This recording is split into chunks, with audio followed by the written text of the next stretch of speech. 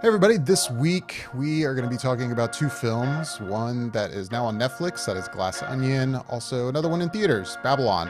We're going to dig deep into both of those right now on Flicker Effect, episode 425.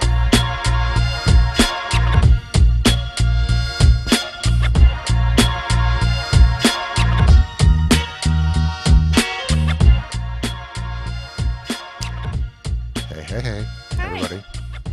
It's like as soon as we started, my chair started doing weird things. There we go. Hey, Hey, how's it going? good. Happy holidays. Happy holidays. Happy holidays, everyone. Post-Christmas. Happy pre-New Year's. We are festive tonight. We're very festive this evening. Very festive. We are.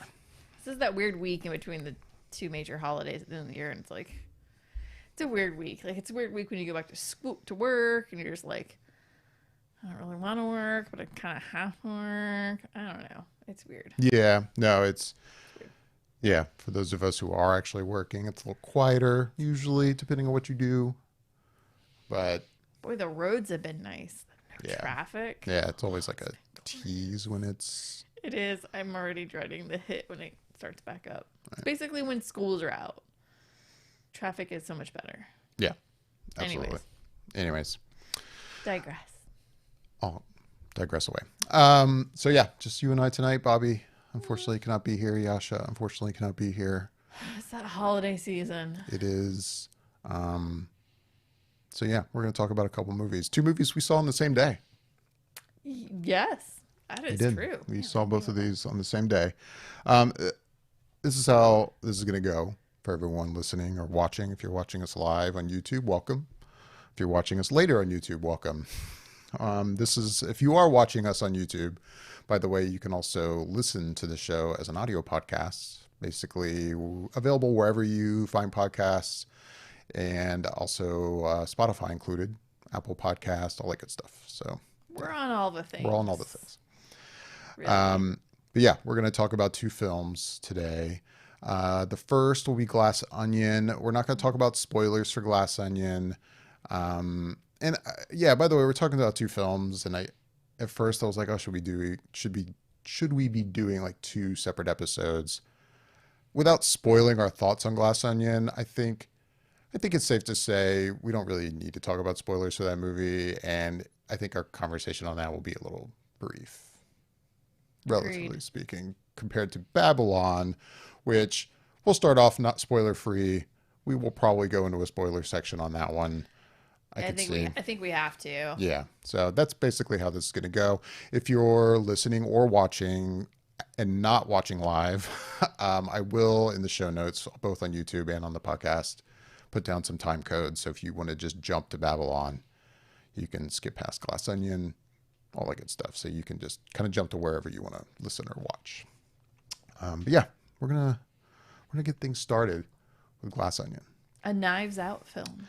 Or a Knives Out mystery. mystery. Yes. That's what it is. A A Knives title Out that we mystery. now know Ryan Johnson is not a fan of. Yeah. That doesn't surprise me whatsoever. That whole doesn't. the Knives Out mystery is obviously a marketing decision, something a 1000%. filmmaker like Ryan Johnson would not be like pick on his own. And yeah, there was this recent article, I think in Variety or wherever, like an interview with him where he explicitly said like he hates that it's the title. It's a very like it's what they do with mystery novels, you know. It's an Agatha Christie mystery. It's a Hercule Poirot mystery. Right. It's like, you know, it's just kind of the way we're used to this kind of idea of a story kind of rolling into another story and the same main character solving it. It's the way they do it in novelization. I think that's what they're trying to go for here. I guess I don't know. For me, I think what they're really going for is to make sure people know, hey, this is in the same universe as Knives Yeah. Out, affiliated with Knives Out.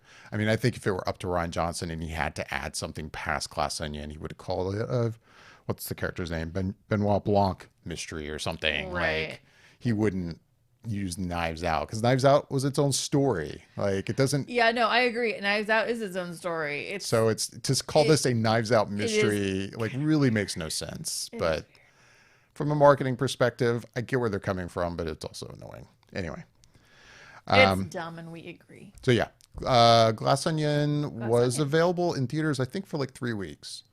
Yes. We did not see it in theaters. It is now available on Netflix, and that's where we watched it. That's where a lot of people are watching it.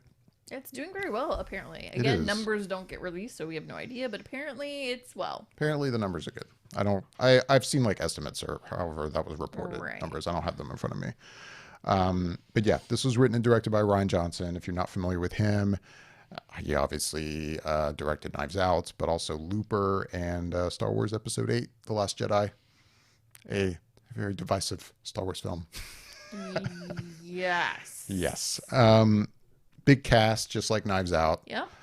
We have Daniel Craig returning as Benoit Blanc, but also Edward Norton, Kate Hudson, Dave Bautista, Janelle Monáe, Catherine Hahn, Leslie Odom Jr., among others. I think that's really the main chunk of the cast. I will read the description from IMDb, which in this case is very brief. Famed Southern detective Benoit Blanc travels to Greece for his latest case. And that is it. And I think that's really all that needs to be said. It's another mystery, Basically. kind of like Knives Out. Yeah. What did you think of this one? Uh, mm, it is alright. I wouldn't say it's a bad film. I think it was okay. Um, my biggest issue, and again, I'm not getting into spoilers, I thought it was extremely predictable, but it was almost like, is it predictable purposefully? And I don't know. That's where I'm like, were they trying to make it obvious? I don't know. And that is weird in of itself. But then I also just felt like the characters didn't have a lot for characters that are supposed to have this history with each other and really know each other and whatnot and like be connected. They did not feel connected at all. Now, I'm pretty sure they did shoot this during COVID or shortly after, like, things kind of loosened up a little bit, I guess. Right. Um, so maybe it's because they had to keep so many restrictions on set. I don't know. Not that I need people to be physically close to each other, but it just seemed like they just weren't connecting, and the chemistry just wasn't there for me between the characters.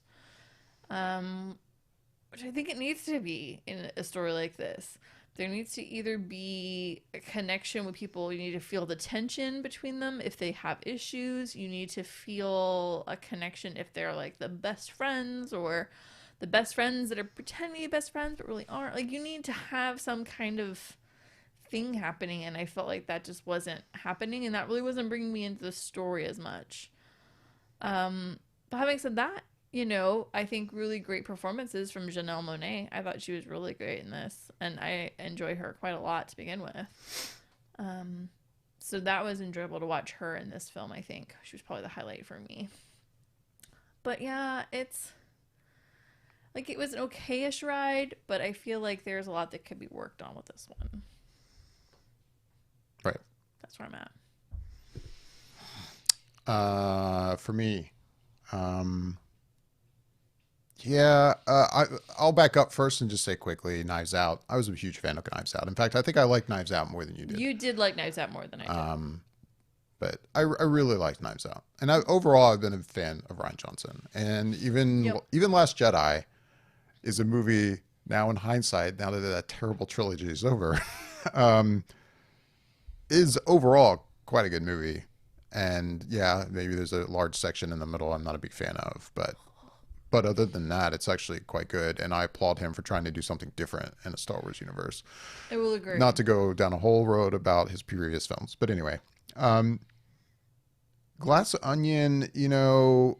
I've said this kind of thing before, where this has happened, where you know it seems like that the kind of general consensus on a movie will be so like one way or the other, and then when you fall in the other direction, it makes you go, maybe I should just like step back and watch it again or something. Like it really makes you question yourself, or at least it does me. Like for instance, Knives Out, or sorry, Glass Onion.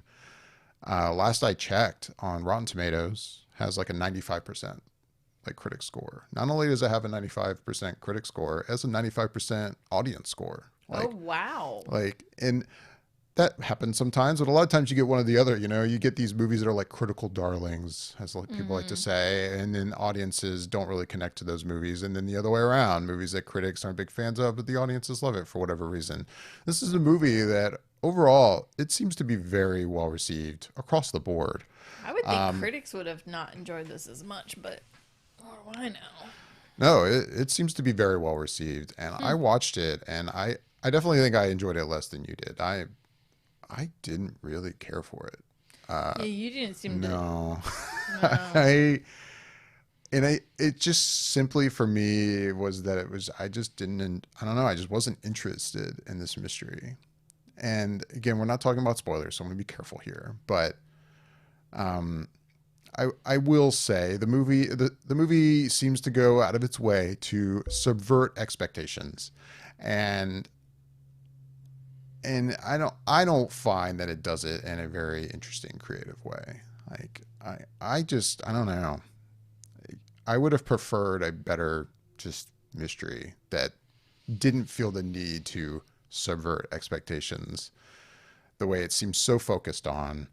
And yeah, performances are good, but I don't know. Yeah, I guess kind of like you said too. It's not like the cast, this group of characters was a group that I like got really interested in. Like I didn't feel that No. interested in this kind of collective story of these people that all knew each No. other. And Maybe it's because they're all really horrible people. yeah, maybe. But they were not great people in the first movie either. No, they weren't. Yeah, I don't really have much to say beyond that. I don't know. I really didn't enjoy this movie, and it's one of those things that when I have now read some and listened to some other reviews since we watched it, and I'm like, wow, no, I just there's nothing that's being said here that's like enlightening me to, oh wow, maybe I should give this another chance. I really don't think so. Yeah. I don't think it's that good. And I really want to go into every film wanting to enjoy it. I Yeah. was not going into this like being like feeling like I'm going to be overly critical of this movie. Like I have no reason to feel that way. I like Knives Out. I No. like Ryan Johnson. I want this to be good. And it just didn't do it for me. I had this weird thought, and it kind of started trickling in later that day, and then definitely the next day when I really was thinking about this movie. And one of my favorite films, favorite comedy films, favorite like it just feels like a comfort film for me is the film Clue. Oh yeah. I love that movie. I love all the various alternate I'll use quotes endings to that film. Hmm. And it makes me wonder, would this film benefit from having multiple alternate endings? I can't imagine how it would have, especially again, we're not talking spoilers, but the way this story goes, I don't see how it could have. I'm sure there's a way I'm that sure there, writers could figure out two, if not three more endings to this film. I guess. And I feel like I'd probably enjoy it more because I feel like the result that we had was so unsatisfactory to me. Like, because it wasn't a great mystery. To me, I figured it out very early on. I was just like, this is not going to be. I was just kind of going, oh my God, do I have to watch this movie and just go through the paces? Which I had to, which sucks because I wanted to enjoy it. I love mysteries. I like comedy. Like, all these things should have been a happy Right. little pot cauldron for me, and it wasn't. And I was like, I wonder if he had different variations of endings and how maybe that would play into thoughts. I don't know. It's just a weird idea. I will say I could see what you're saying. I do not think he had alternate endings to That this. would have been so interesting. Now, interesting things about the movie, or an interesting thing about the movie, is what it is saying about the kind of one percenters or the billionaires of the world, and especially topical. Like you have to imagine Ryan Johnson is has been watching the goings on at Twitter in just delight. Oh, That he must just be like giggling. that it almost felt like he wrote this a month ago. You know, Yes. I mean, not that he needed Yes. to. I'm sure you can tell that that's kind of where he's going with this, and it's not like, you know, Elon Musk has been, Right. you know, suddenly like who we all realize he is or something like that. But I don't know. No, our current atmosphere of rich guys and weird things occurring, it lines up pretty Oh, yeah. spectacularly well, just coincidentally. Right. Yeah. That in and of itself is kind of fun, but unfortunately, yeah, this film is a miss for me. I'm not saying I hated it, but and it's definitely not like the worst film or anything. I don't think it's like a bad film. It just did not hit the marks for And me. I would agree. I don't know. You know, I am saying I didn't really enjoy this. Do I think it's a bad movie? No. I think it's entertaining enough. I wasn't Yes. sitting there going, God, make this stop. I want this to be over. But Right. it did end, and I was like, I was left disappointed. And I'll be honest, like, especially considering like kind of my expectations for Yeah, this. you like the first one so much. You know, we've got our top 10 show coming up, and we're going to do a show like with, you know, we always talk on the categories and stuff. And if we do kind of discuss most disappointing movies of the year, I can almost guarantee this will be on my list. Like, It sounds like this is a disappointment for you. Like majorly. Like you're not like it's a crappy movie. You're like I'm just "This- disappointed. I'm just disappointed in you, Glass Onion. Should have been better. Yeah. I hope the third film, which, you know, I'm pretty sure is a lock with Yeah, the it deal that sounds he like made with there's- Netflix. And yeah. I think there is a plan for a third movie. I still have high hopes for that one. I hope it's great. This one just, I don't know, it didn't Yeah, do it for maybe me. this is just the sequel stumble. But it's not for a lot of people. I mean, that was Correct, another that's thing. true. Like, you That's know, true.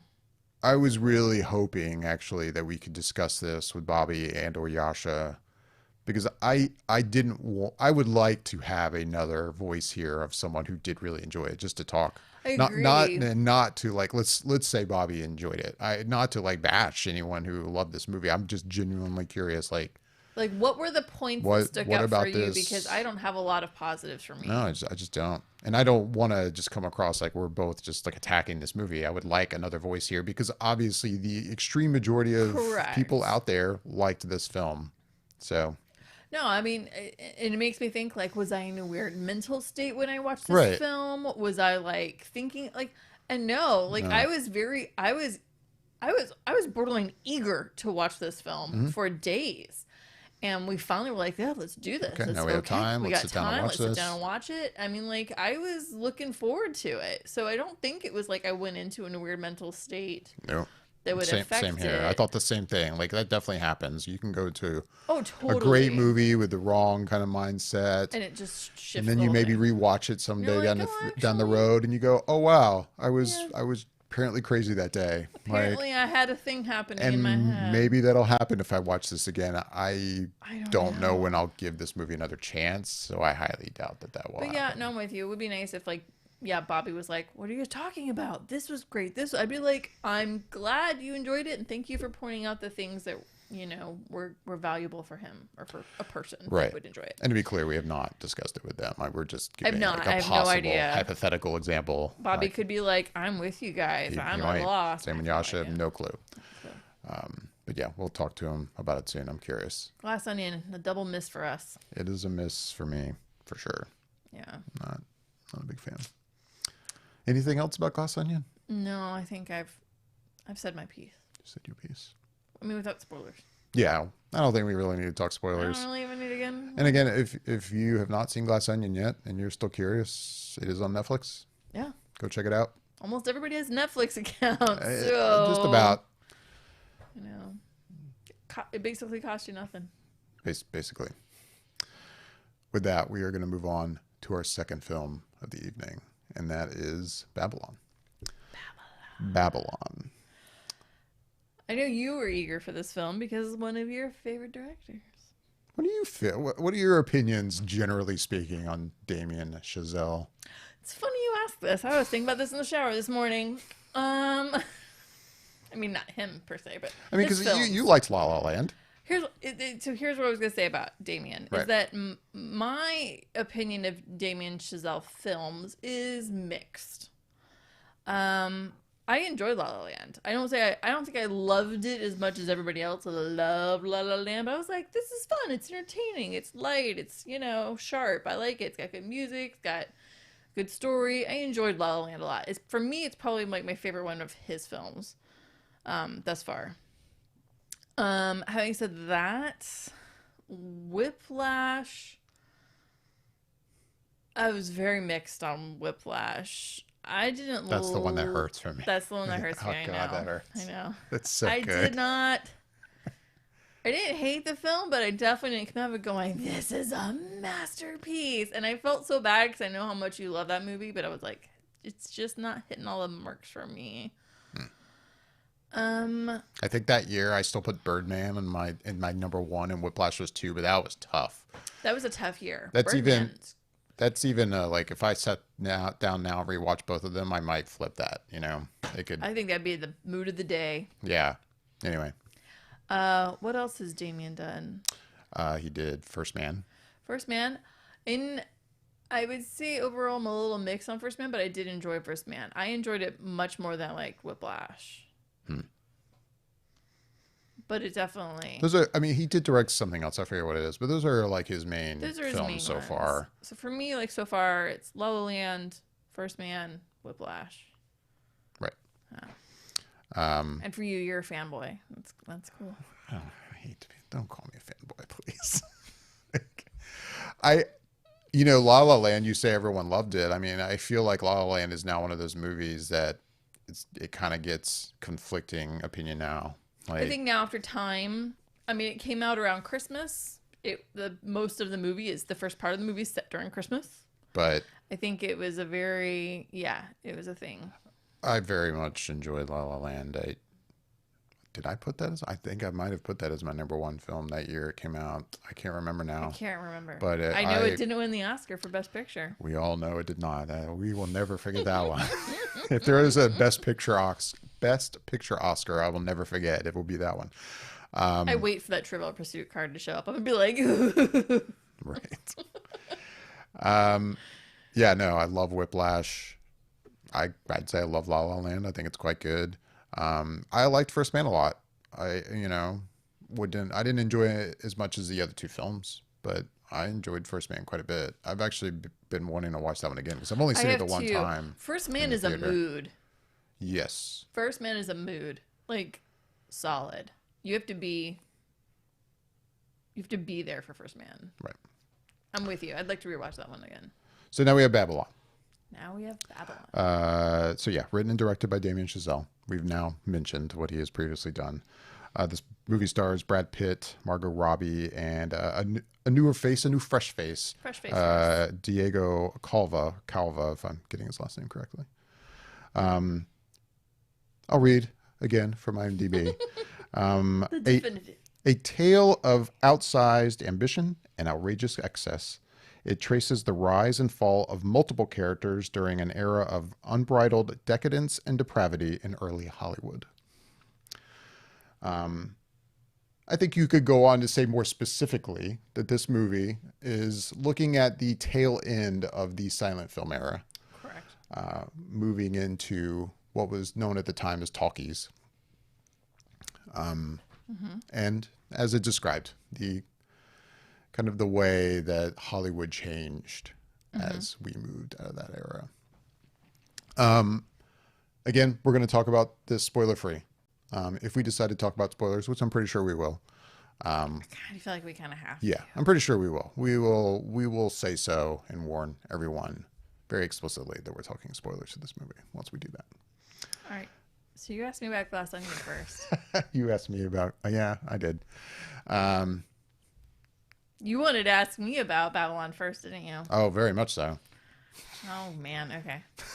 I very much want to ask you about Babylon first. Where's the bowl of destiny when you need it? Sorry, since there's no bowl, I'm just gonna, it's just me and you, and I'm hosting at this point, so I get to ask you first. Okay, great, cool. So, first, expectations. Like, you'd seen the trailer for Babylon. Were you going into this with like, I'm seeing it because it's a kind of a, awards season kind of film, and it's Hollywood, so I'm kind of interested? Or were you really interested in this, or were you not interested at I was all? actually very interested in this film, because mostly because I could tell from the era and what the whole topic is, which is one of the things I absolutely love. I love old Hollywood. I love silent era, talkie era, golden age era. I am a Hollywood like, I wouldn't say aficionado because I'm not fully knowledgeable of everything, but I love it. It's a passion of mine. I love old Hollywood. I love even just the history of the buildup of Los Angeles itself. Right. Basically, from the dawn of Los Angeles, I'm fascinated with it. Hmm. So for me, this film was like, sweet. This is gonna be great. It's got people that I like. Let's do this. It's gonna be, start getting Oscar buzz. I'm like, this is gonna be so cool. Yeah, this was a big miss for me. I did not like this movie, and I'm disappointed that I didn't like this movie for so many reasons. This movie was a big miss for me. It was borderline at one point. I was kind of like, are we done here? During the movie at one point, which is really a bummer for me. And again, we're not going to talk spoilers, but there's just, there's a couple of layers of messages that are trying to be said in this film. And I think they're very obvious. And I think they kind of just beat you over the head with it a little too much. And it's to a point that it's like, I'm done. I'm done. I don't care. And the thing is, what was really frustrating was that as much as I enjoy Margot Robbie, I never say her name right. Margot Robbie. Margot Robbie. As much as I I enjoy hear people Margot say Robbie, Robbie, and I don't think that's correct. I don't I'm think pretty sure it's it's Robbie. I think Robbie. it's Robbie. Okay. As much as I enjoy Margot Robbie, and I think her performance was enjoyable in this, I didn't like her character. I didn't like her storyline. And I can get into spoilers about that even more. It just wasn't interesting. It just wasn't interesting. It's funny. I was not interested in this film, and I should have been extremely interested in this film, but it just went on, and it was just. I just didn't like it.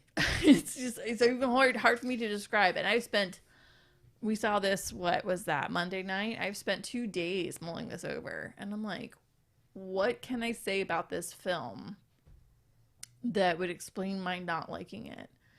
Because there's a lot of boxes it ticks off. Makes a lot of great comparisons to other films. So there's like a film and film history, like knowledge that's going on. There's like, Easter eggs of films in there, and there's other weird things. There's very tongue-in-cheek things about stuff. And I think overall the message that it's trying to say about Hollywood, the film industry, just a lot of those things, I think it's a good message. But man, it's just like, it's not put across in a way that I thought was enjoyable for me. Having said that, I think the score is fantastic, I will say, and I liked a lot of the cinematography. And that's all I'm gonna say right now at the moment. Because I know you seem to be very like, I can't believe these words are coming out of your mouth. Look on your face. I'm really not giving any look. But yeah, I think I sat here and looked like this. yeah, that's your. I can't believe she's saying that face. No, But I will say before I say anything that this is a movie that I don't think I'll be surprised by anything anyone says about this movie. Like, it's kind of a divisive movie. it is not a. It is definitely the most. Well, what's the word I'm looking for? I can't think of it, but it is definitely not a movie compared to his other films that would be more appealing to more general, wider audiences. Correct. More, it's not as accessible. It is as, not. Is the word I was looking for. It's not as accessible of a film made by him. It's not. By far. Like, again, we're not talking spoilers, but there's things that happen very early in the film that I would imagine if you saw the trailers for this and we're like, oh, it's a Brad Pitt movie. Let's take my parents. Let's go with the family even. I mean, I would never look at this trailer and go, I'm gonna take kids to Yeah, this, but but the first 30 minutes of this I movie mean, are it gets its point across about what kind of film you're gonna watch very, very quickly. um, the first, hell, 5 minutes. and yeah, to be clear, this was not I walked out of the theater with one opinion or the other. It was kind of like there are certain movies where, you see it, and at least I have to like really mull it over, as you said, for a couple days. And even if when I walked out, if I had to have, I would have actually have been interested now to listen to what I would have said right out of that movie theater after I saw it. I can say right now I'm kind of the opposite of you. I kind of loved it. Like, I had a feeling that you would fall that now way. with that said, it's not perfect. It's too long. It's way too long for what they're Definitely, trying to get upon it definitely us. could have ended a lot sooner. And I think the movie would have been fine. A better, tighter film would have been a better movie. But with that said, I very much enjoyed it. There's a lot of scenes I really enjoyed.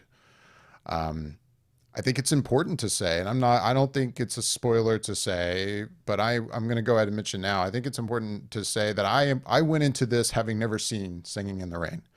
And of all the references this movie makes, Singing in the Rain is in the DNA of this film. Oh, it's completely woven in. Oh, for sure. Yes. And I've now since watched it. Like I decided to watch it yesterday. It's available on HBO Max, so it was easy to just kind of jump in and watch that. And I'm glad I did, and I'll get to that later. But I had never seen that movie.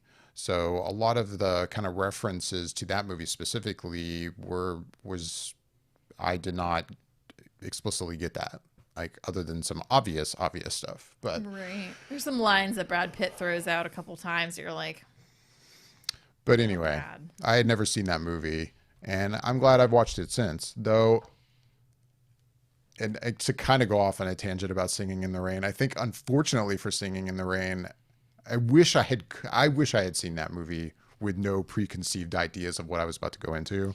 Like Yeah. having watched Singing in the Rain after watching a movie like Babylon, Yeah. I think kind of affected my Singing in the Rain experience. I think there's no way it couldn't have, unfortunately. But I've watched some interviews with Damien Chazelle since we saw this film. And hey, you are probably more of a film history buff than I am. I mean, I enjoy film history as well, but I have a feeling, especially with the more classic films that you've seen than me, you probably have some more knowledge than I do. But it does sound like that we've never really seen a depiction of the silent film era moving into the sound film era like that really happened like this.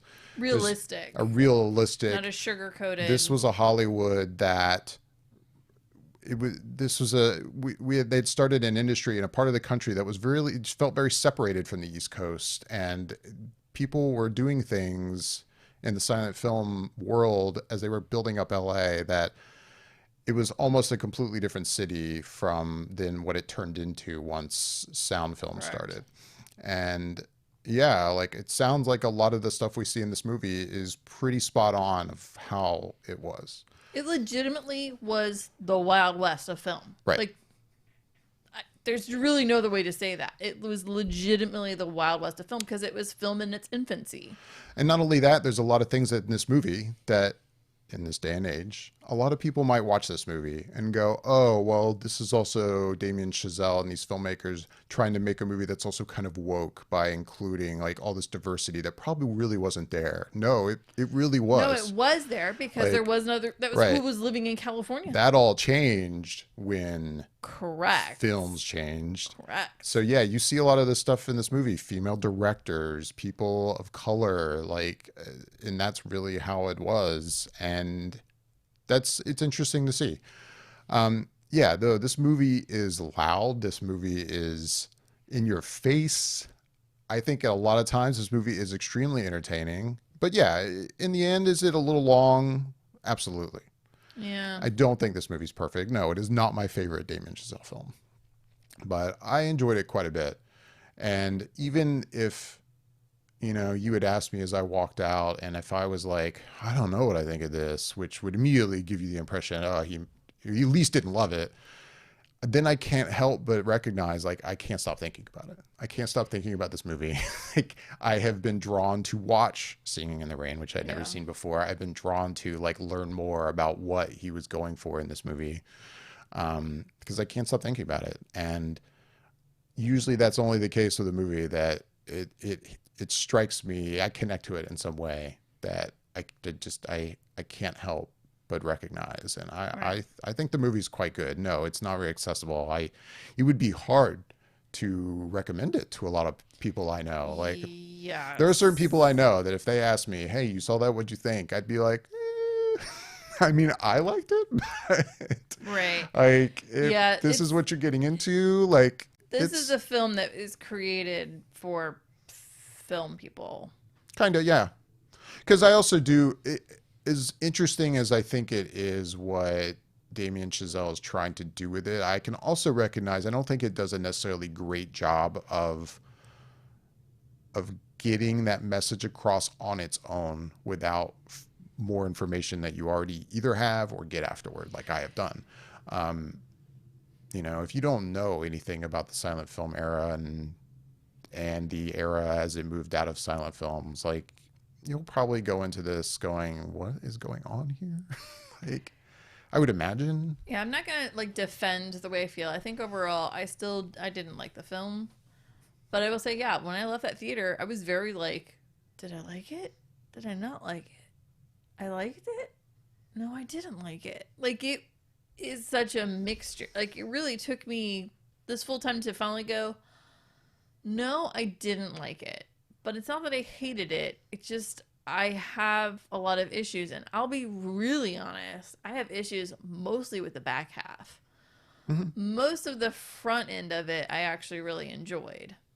So, I get that. yeah.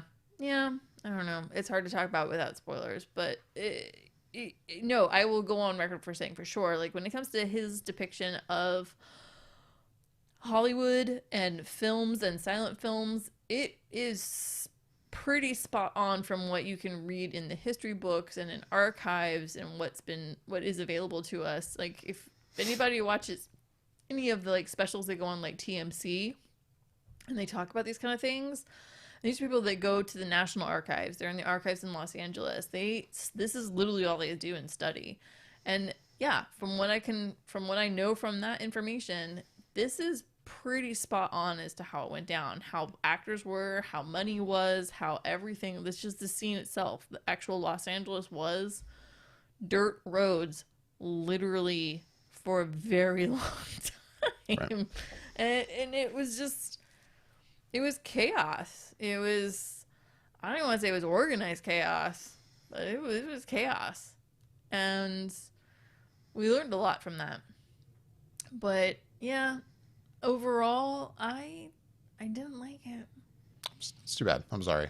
I I wish you know. had, because I overall I really enjoyed it. I wish Like, that I had too. I think that there's all this like little things that build up that made me go, no, it's not working for me. hmm, And not that the runtime is a big part of it, but I think there's just so many scenes that I'm like, if you cut all those scenes out and you shorten the runtime, yeah, I probably would like this.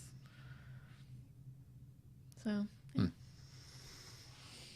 All right, let's get into spoilers. all right, we're gonna get spoilers now. All right.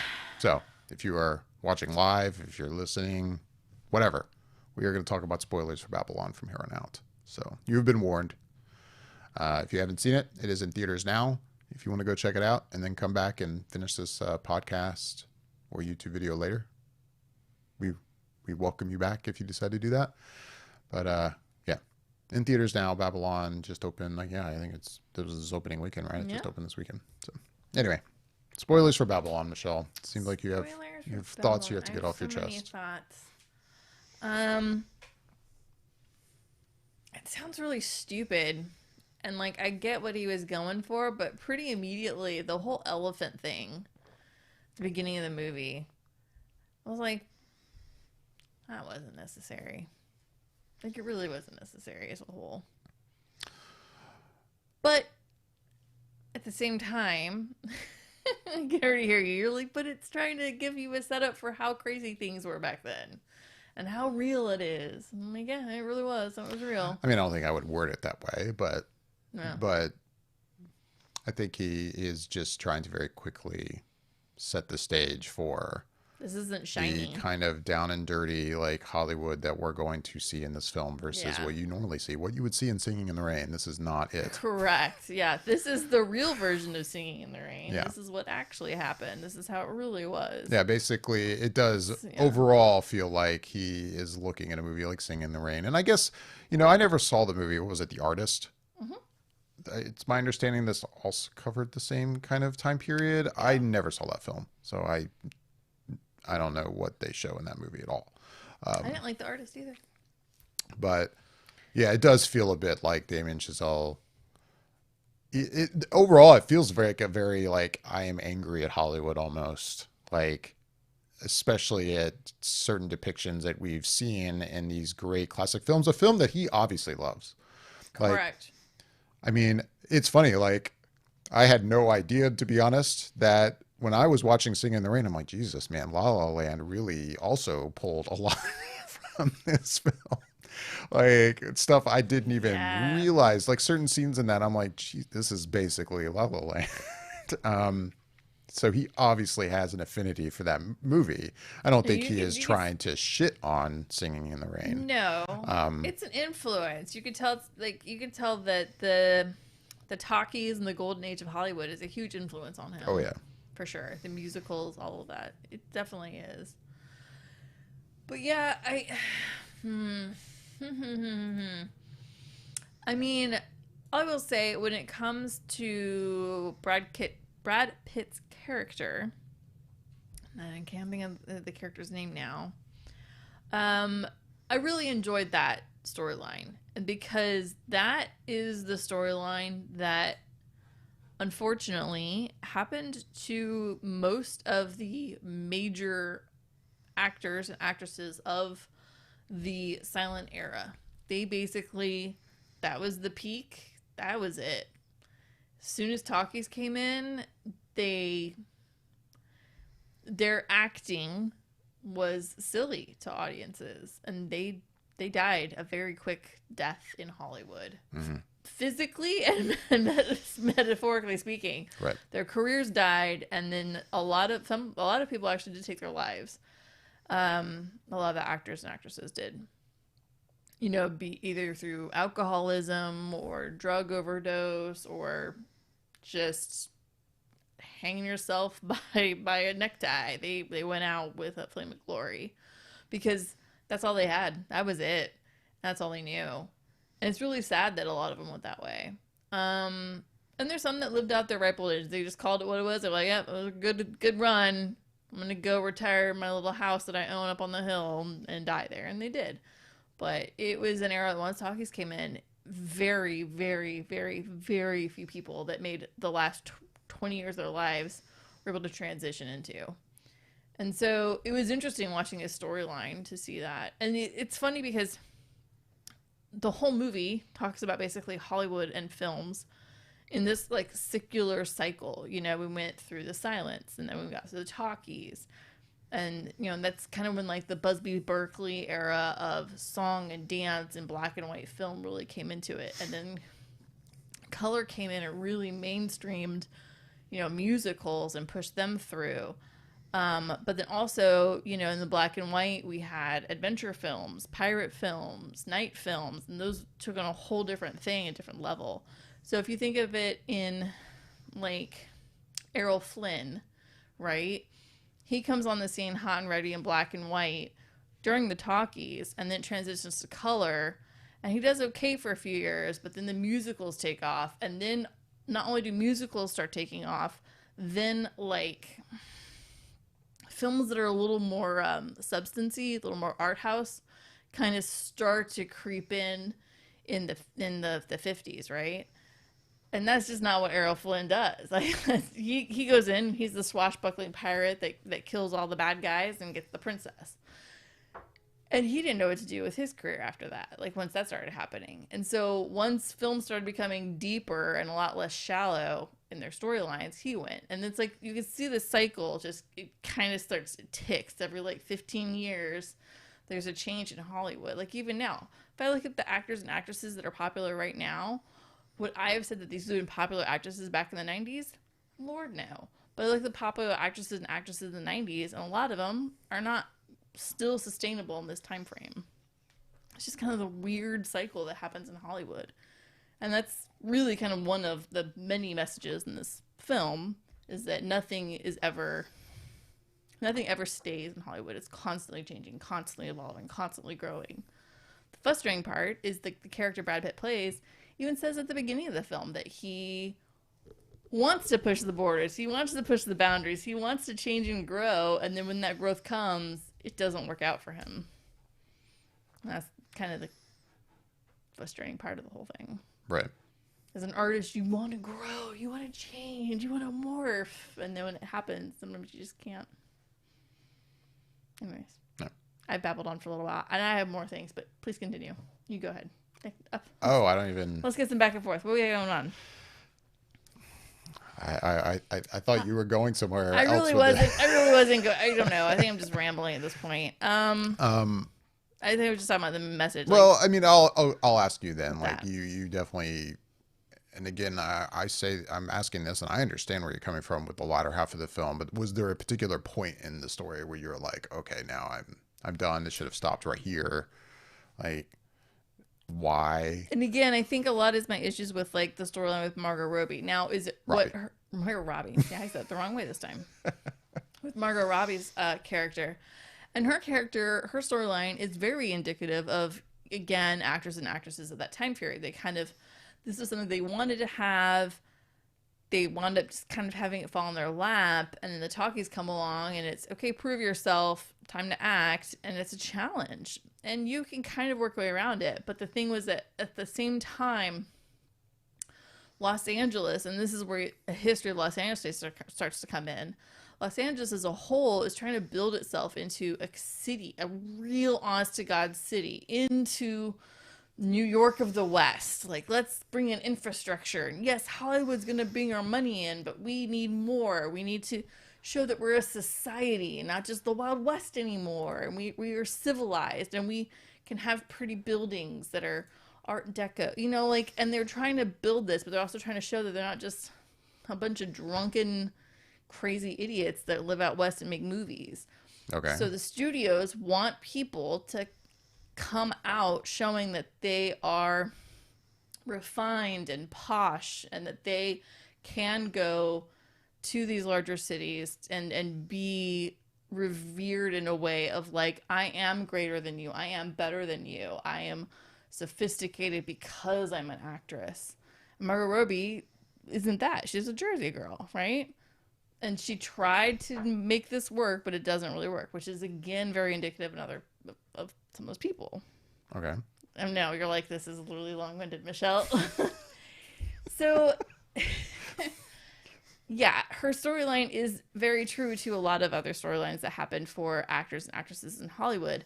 Is that the studios wanted they used to have contracts, but they were pretty loosey-goosey. This is when contracts come in.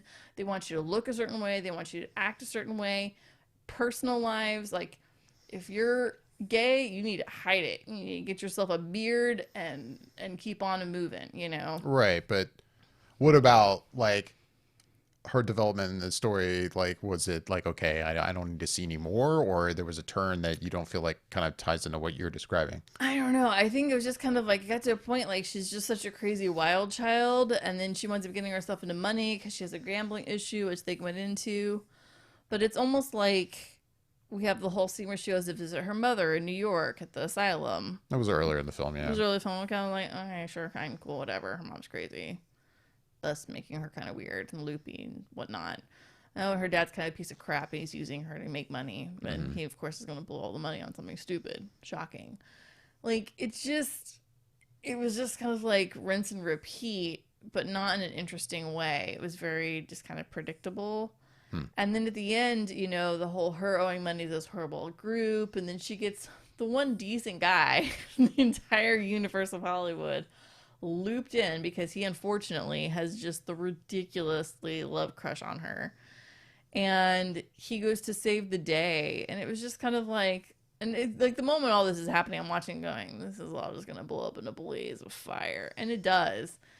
But not really in an interesting way. It was kind of boring. It was kind of like, okay, let's take you to this house and we'll have a kind of chill, weird, awkward conversation with this guy. And then let's just show you the seediest crap that happens pretty much in any city. But Oh, the because seediest of the sea. oh yeah, That is about as, oh it yeah. is the underbelly. I mean, like they say, and I will curse, it is the asshole of Los Angeles. That is exactly where they went. You know, and then they had this whole scene play out, and it was entertaining to a point, but at the same time, it was just kind of like, none of this is absolutely necessary at all. Like, I don't know, it's just kind of boring at that point. I lost interest in her character Okay. in that storyline. None of that end stuff worked for me. Again, I don't necessarily disagree with you. I don't think I disliked it as much as it sounds like you did, but I do feel like I don't know. I mean, without watching a movie a second time, I don't know how Yeah. if I were an editor on this, how I would button things up, and It if was a there are long whole time. scenes I would remove, like because there was nothing in particular about, like, for instance, the scene we're just talking about with um, Diego's characters, you know, like Manny. trying to help, yeah, Manny trying to help her out and going to Toby Maguire's character, which, yeah, I'm watching the movie, by the way, and I'm like, so Toby Maguire's in this, right? Like, how have we not seen him yet? Like, obviously, I knew the movie was long, but it got to a point where I was like, man, I really thought we would have seen him by now. And then finally, we're going up the steps to that part. I'm like, this is where he's going to be. And I mean, yeah, you see him in the trailer, but man, he just, like, the makeup work on him, he just Like looks like hell. hell, just terrible.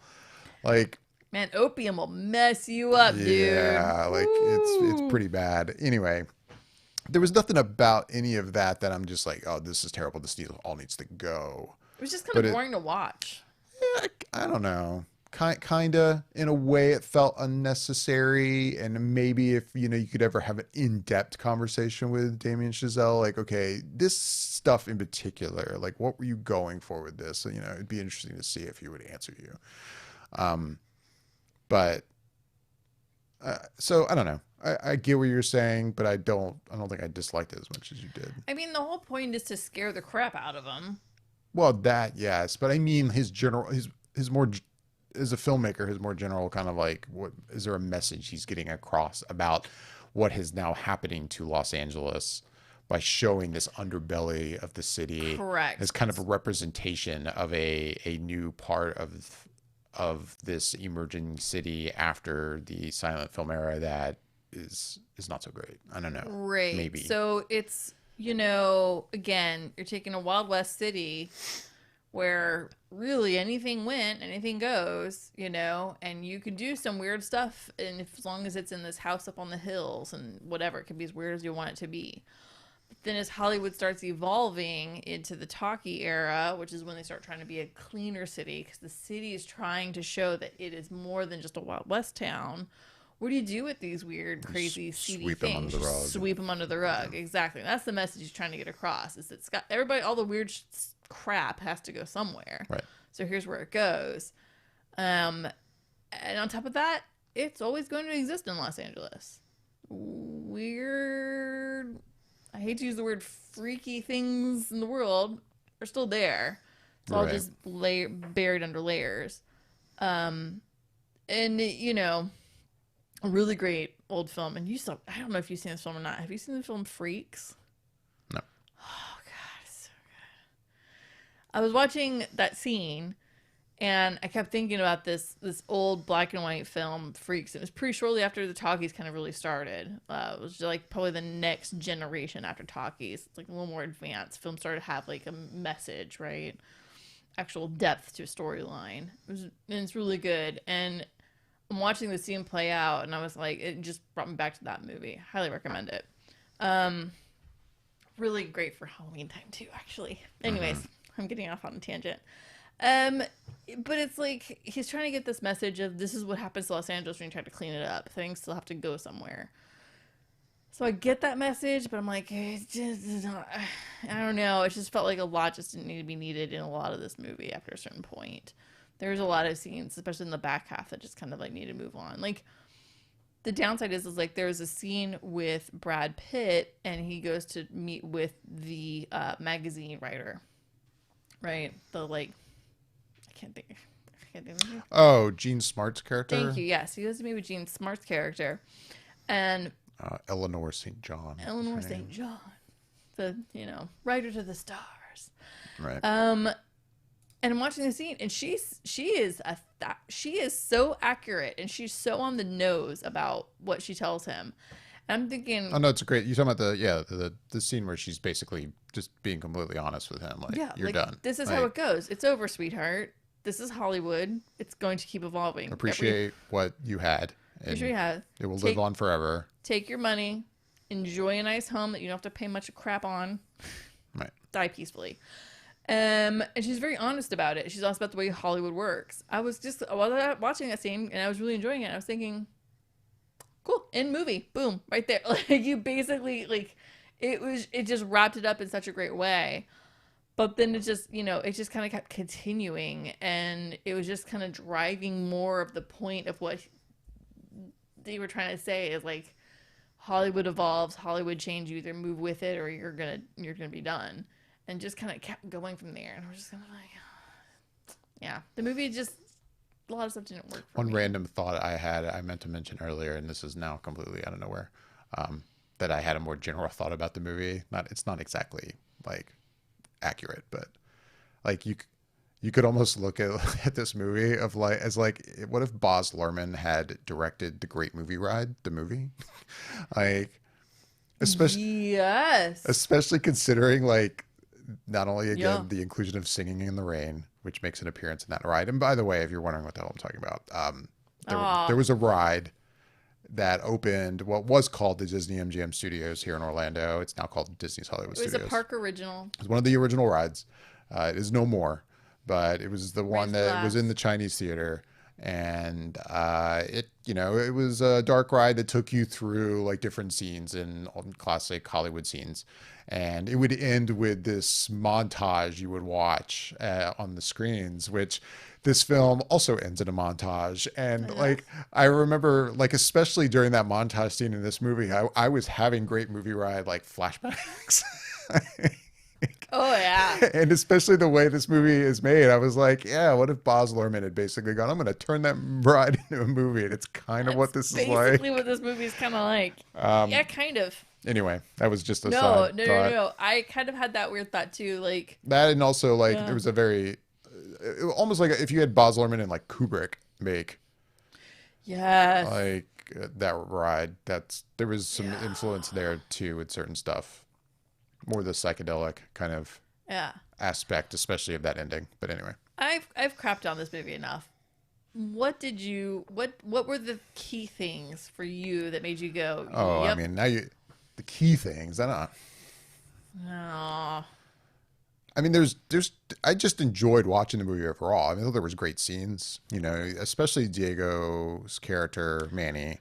You get this stuff where like this, this guy is suddenly thrown into going on set. Okay, take care of these extras, which that would really happen. They would just, Oh yeah. they would scour the streets for homeless people or whoever to be extras in movies. And Because you get a free meal for the day. And he's a guy that can understand where they're coming from, right? You would imagine he's in a position where he was like, oh, they just want, good pay for what they're doing or whatever. But, he is playing his part in this and he's doing what he has to do. And he's riding around on a horse with a gun. And there's just lots of stuff like that in the movie. I really enjoyed that scene in the movie, which is kind of directly influenced by Singing in the Rain. The first scene where they're trying to shoot this scene with sound, and yeah, in Singing in the Rain, it's done in this way where it's like they are trying to get her to talk into the mic, and that's really all it's about in that movie. Singing's good. Here it's like we are trying to film. He's trying to convey like how different it is to make movies now that they're having to worry about sound, and microphones aren't the way they are now. You really just can't make any noise, and it's if you do, it's going to get picked up by these things. And it was incredibly well done. It was very good. That scene was probably the highlight scene for me. That, and then also Manny going to get a camera. Yes. Those two scenes for me, I think, are the best parts of this, or some of the best parts of the film. Yeah, Manny going to get the camera, coming God, back, and so then good. pulling off that shot of like having all these extras with real weapons, which would also just happen. Like here, like you're taking actual swords, and Real sharp people metal weapons would actually die Yes. like on set. And yeah, no, that was really good too. There was lots of stuff like this in this movie. I think was really incredibly well directed. He pulled off incredibly well. Even if there is a lot of extra fat to this movie that didn't need Yeah. to be there, overall, like he made a crazy film that I found very entertaining. And those are some examples of the stuff that I'm like, it just worked.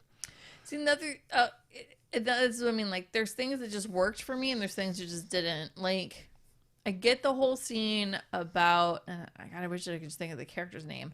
Margot Robbie's character. Robbie. Margot Robbie's character. Yeah, the whole, like, Nellie Leroy. Nellie. So Which, Nellie like the character in Singing in the Rain is like Lamar. Lamar. I forget the first name. As soon as she said her name, I was like, Really? Are we doing this? that is pretty on the freaking nose. And at this point, it was still so early on in the movie. I hadn't quite figured out that it was so Singing in the Rain, right? Like, this is the real Singing in the Rain, right? I hadn't figured that out yet because it was so early on. But as soon as she said her name, I was like, I was pretty on the nose with the other chick's name. Right. Anyways, Oh, and then yeah, like when I go back and watch Singing in the Rain yesterday, I'm like scene after scene. I'm like, oh wow, this was in the movie. Oh wow, this was in the movie. Like he really pulled a lot of this, and I did not know that as I was watching it.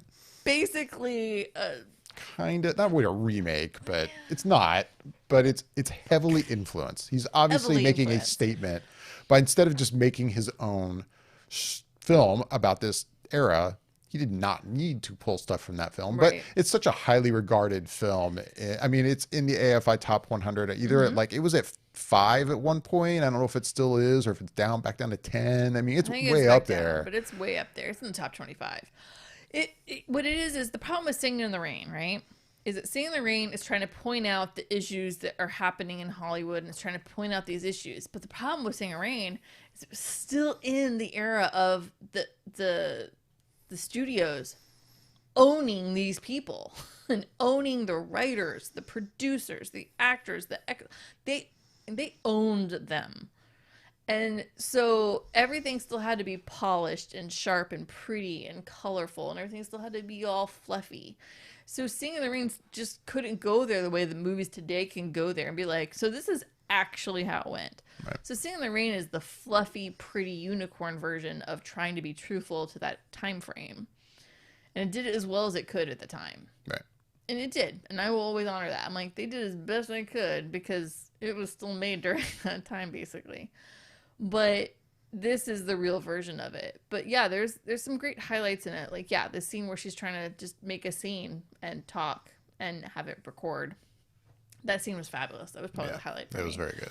But it's like, I don't need her being annoyed with her father who's mooching off of her and her have to go fight a rattlesnake. Yeah. Entertaining as that You- scene was You it bring that necessary? scene up, and I would agree. Maybe if there were a scene I could think of that I'm like, in the end, I don't know if it needed to be there. That might be one of them. Now, the upside to all this, and there's two more highlights for you.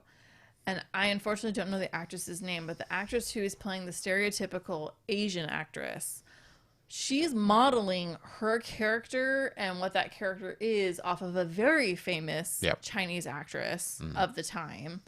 And basically what occurred with the Chinese Americans. And again, this goes back to when the silent films were going on, they just pulled whoever was living in California. Mexicans, the Asians that had come over from China, Japan, Korea, from all over, the African Americans who went out for cheap land and labor and jobs because of the Great Depression. Like they went there, not before, it was before the Great Depression, but they went there because there was jobs. There were people. They didn't care what the color scheme was. You physically could do a job. Here you go. Here's a paycheck. So all the African Americans from the East Coast migrated out there because they're like, I need to pay money. I have children. Money needs to come in. So then they started getting these weird jobs making these movies. So yeah, it was diverse back then at that time because they were just taking whoever was living in Los Angeles to make these movies. But the other highlight would be the actor and the whole role of the African American man who plays in the Yeah, we haven't even talked about him. Yeah, we haven't talked about him. The trumpet player. Yeah. Fabulous. Like from start to finish, it's really kind of it's really a great storyline and arc for him. Mm-hmm. And something that's reminiscent of Louis Armstrong and other wonderful black musicians of that era and what they went through in the movies. They got, not surprisingly, unfortunately, used, abused, chewed up, and spit out by the industry. Right.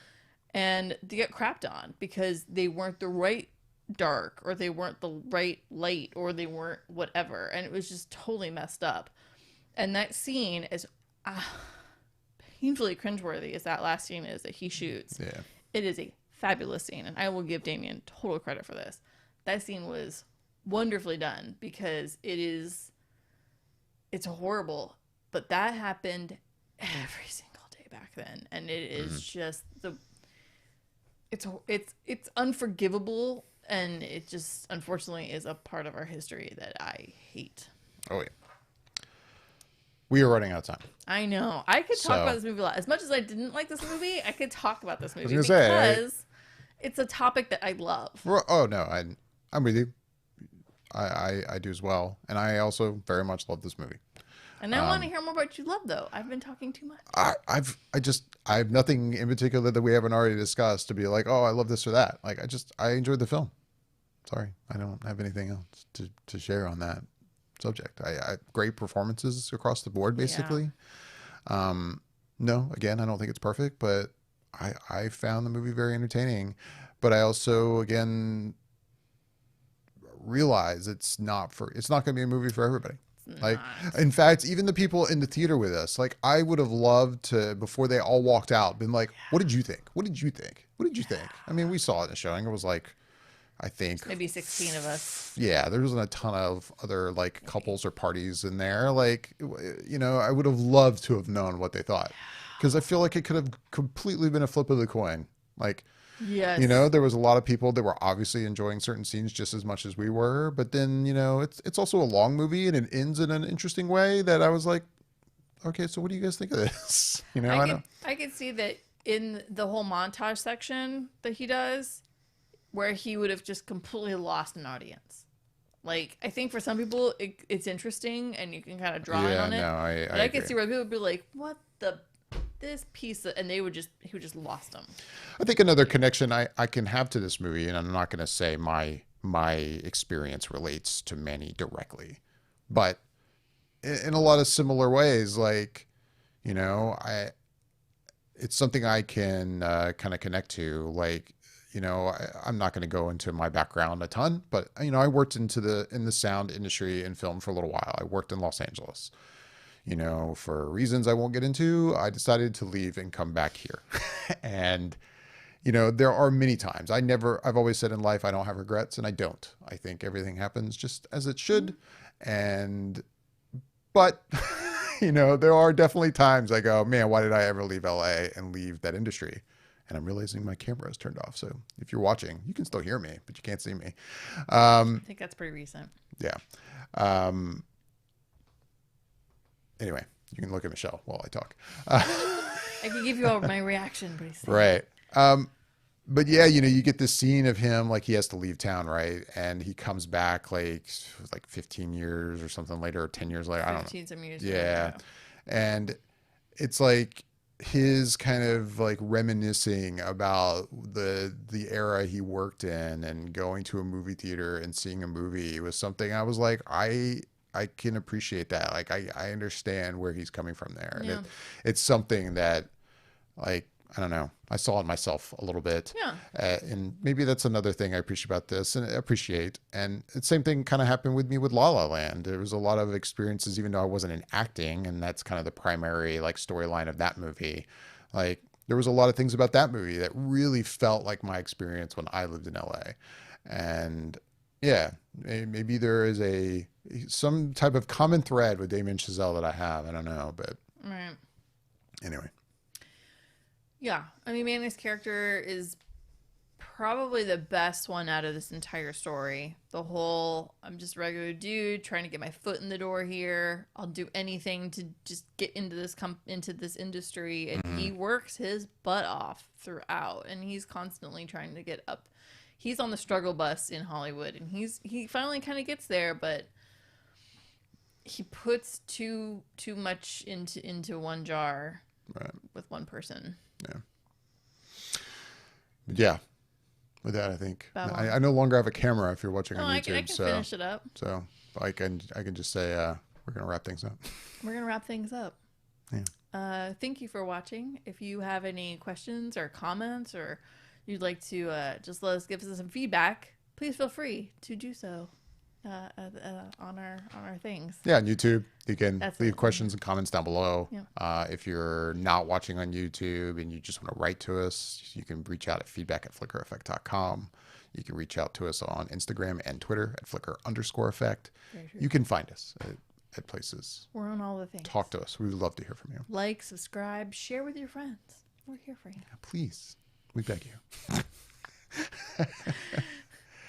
With that, With that, I'm David Lott. and I'm Michelle Hillard. Thanks for listening.